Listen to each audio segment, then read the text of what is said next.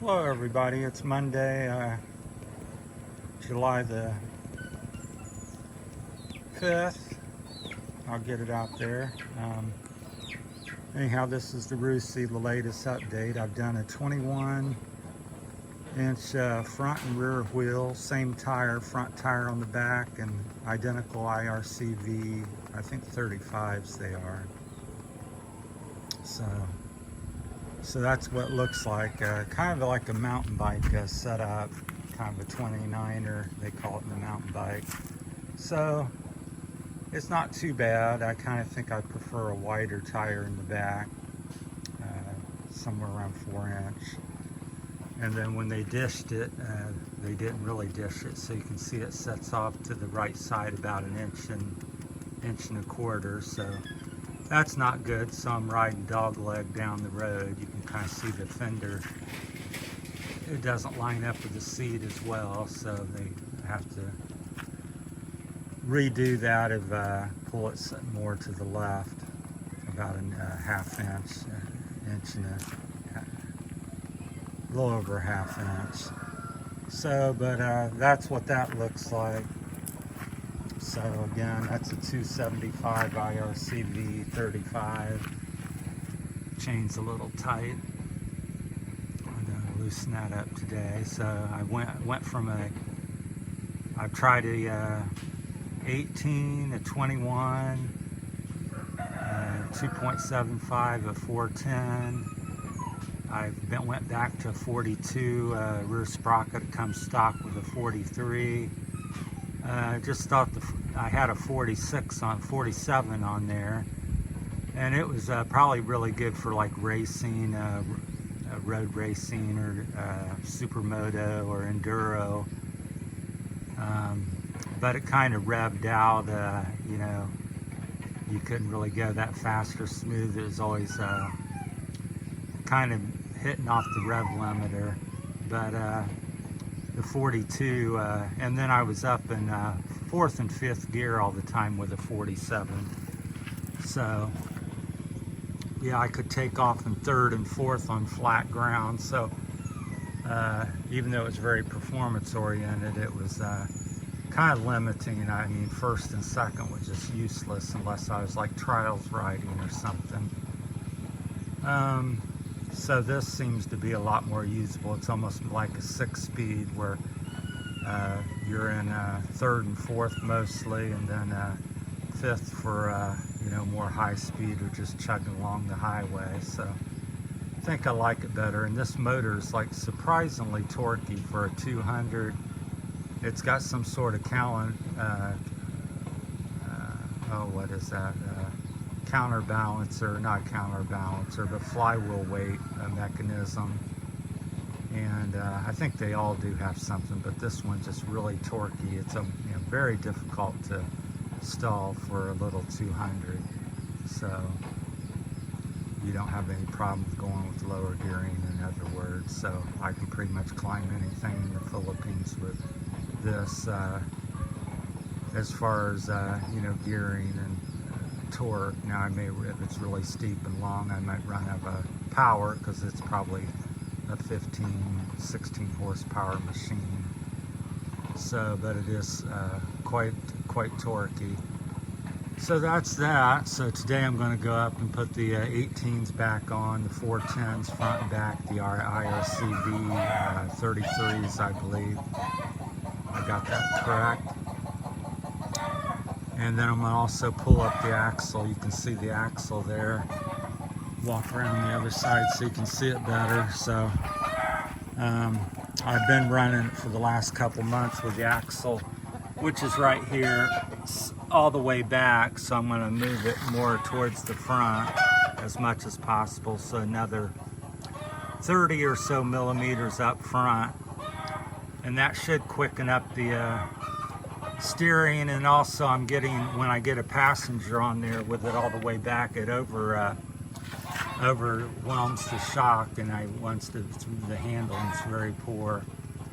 You have to add more preload or a stiffer spring, because you're essentially making this lever, as this axle goes back, your lever gets longer, which acts like a, you know, longer lever. You can get more leverage on the shock, so it makes the shock seem softer. So if you need a softer shock, then extend the swing arm. Also, if you're on a high horsepower motor, chickens are honking, you can also want a longer one to avoid wheeling. But a low power machine, the thing with longer though is you do give up quicker steering. So I'm going to lower the back end a little bit because it actually makes it about 3/4 of an inch lower, 1/2 inch to 3/4. That'll scare the chickens. And it makes the rear end a little stiffer because you're not getting as much leverage on the actual swing arm itself. So that's, if you got any other questions or something, that's about the basics. It's a longer lever, it keeps you from wheeling, softens up the suspension. The negative is it slows the turning and it stabilizes the bike up front. So it's a combination of what you're wanting to achieve. So it puts a little more weight on the front for if you need more weight. If you slide it up, it lessens the weight on the front for quicker steering, geometry and stuff. So that's about it. The dog TT's checking out the bike. So everything else is pretty good. The motor's been very good as far as I'm concerned after the last 1.5 years of ownership. Just playing with the different sizes. I come from a mountain bike and enduro background, so I like to toying with the bike, and then, like I said, it's an inexpensive bike, so you can easily put another 1,500 in it and still be under about $3,000. So, and you can't hardly even buy a bike for $3,000. So that's what we're doing today, switching out to 18 front and back, 410 front, 410 back, identical setup. Rim locks have been good. There's the rim locks. I got 2 in each wheel. So I got little plastic Chinese, kind of like Barotac or something, mimicking, but it's metal with plastic inside, little blue nylon plastic. So that's been working good. You can see the valve stem's nice and straight. Done that on 4 wheels now, and I haven't spun it yet, and I've been down to 10 psi on it, so it's been holding up really well. Headlights, halogen not the LED headlights been working really good. IRC tires are good. Really like the fork extension. You can see it's setting up a lot higher. This is 21 inch and it's up here above the tire, so it's giving me about 12 inches of slider exposure down here, but I'm still only getting about 7 inches of travel and about 5 in the back. I would estimate maybe 6. So that's it on the update on the Rusi KRY 200. It's a 2022 model. I bought it brand new about 1.5 years ago or so. So just plain wheel package. The biggest problem I've been having here in the Philippines is getting the wheels built properly. So if you look there, you can see, I'm trying to get the camera lined up, you know, and get back, but anyhow, it's not setting crooked, it's just dishing. If it's not lined in the dropouts, it would be sideways like that. It's not sideways, it's just over. It's straight but over to the right more than it is to the left. So that's it's called wheel dish. So the dish of it is, so I don't think people understand that here so much, and they don't order the right spokes, or because you need maybe a little longer spoke, maybe 5 millimeters on one side or something on this side to allow the wheel to be pulled over to the left more. So anyhow, that seems to be a problem. A lot of the bikes I look at, they're off center, which causes you to ride down the road funny, but you can ride it. It's just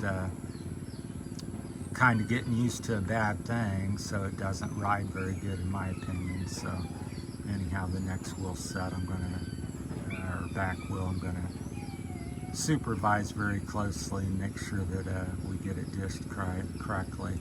I had to redish every wheel on the bike when it was brand new to the 2 new wheels I got built up. I had to redo the front, and so the front's pretty much perfect. It's within a millimeter. This is what the 3rd wheel, because it came with 16/18, so this is the 3rd combination I've had on the front, and 3 on the back. So I went from 16/18 to 21/18 to 18/18 to 21/21, so maybe that's 4. So all right, well, thanks for watching. Hope everybody had a good 4th. It may still be the 4th midnight or something in America, so hope everybody had a good one, and we'll be posting that video here shortly as well. So thanks for watching, everyone. That's the latest update. Going back to do the move the drop up out, the axle up, shorten the swing arm up essentially with sliding the axle up, and then putting the 18-inch wheels back on it. So I'm going to drop it down about 3/4 to 1 inch over what it sets now, and I've got about 13.5-inch clearance or so, around 13 to 13.5 ground clearance. So I got plenty of ground clearance. So any questions? I know I always leave stuff off and stumble around. Just let me know. All right, thanks for watching.